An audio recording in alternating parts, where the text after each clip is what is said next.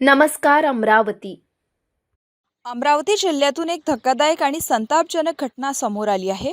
चांदूर बाजार तालुक्यात चारित्र्यावर संशय घेत पतीने पत्नीची निर्गुण हत्या केल्याची माहिती समोर आली आहे. चांदूर बाजार तालुक्यात घडलेल्या या घटनेमुळे परिसरात एकच खळबळ उडाली आहे.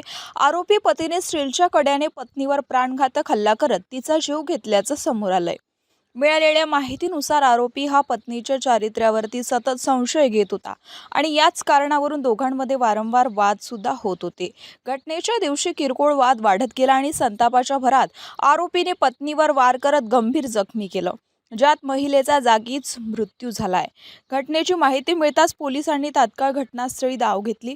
गुन्हा दाखल होताच काही तासातच आरोपीला अटक करण्यात आली. घटनास्थळावरून महत्त्वाचे पुरावे जप्त करण्यात आले असून पंचनामा करण्यात आलाय. दरम्यान प्रकरणाची गंभीरता लक्षात घेता वरिष्ठ पोलीस अधिकाऱ्यांनी घटनास्थळी भेट देत पाहणी केली आहे.